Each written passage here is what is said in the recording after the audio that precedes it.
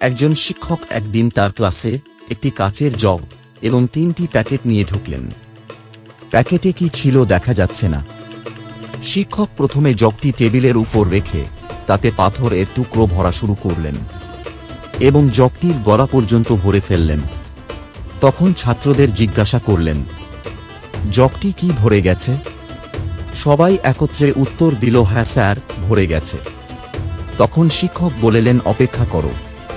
তিনি দ্বিতীয় প্যাকেটটি থেকে ছোট ছোট নুড়ি পাথর বের করলেন এবং ঢালতে শুরু করলেন এবং উপচে পড়া পর্যন্ত ভরতে থাকলেন। নুড়িগুলো বড় পাথরের ফাঁকাগুলোতে গিয়ে জায়গা দখল করে নিল। তিনি বললেন, এখন বলো তো, জগটি পুরোটি ভরেছে? তখন ছাত্ররা বলেন, হ্যাঁ স্যার, এবার পুরোটি ভরেছে। শিক্ষক এবারও বললেন, অপেক্ষা করো। তখন তিনি তার আরেকটি প্যাকেট থেকে বালি বের করে জগটিতে বালি ঢালতে শুরু করলেন।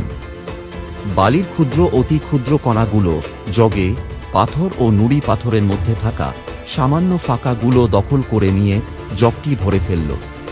এবার শিক্ষক নিজেই বললেন, এবার জগটি সম্পূর্ণ ভরেছে। এবার শিক্ষক বললেন, এই জগটি হচ্ছে আমাদের জীবনের মতো।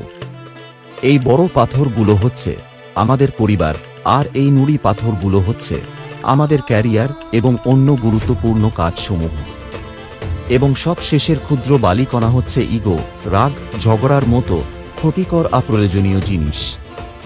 যদি তোমরা সর্বপ্রথম বালি দিয়ে তোমাদের জগটি ভরে ফেলো, তবে প্রয়োজনীয় পাথর এবং নুড়ি পাথরের জন্য যেমন জায়গা অবশিষ্ট থাকবে না, তেমনি জীবনে রাগ, ইগো, নেগেটিভিটি দিয়ে ভরে ফেললে পরিবার, কর্মজীবন এবং সুখ শান্তিরও কোনো জায়গা থাকে না।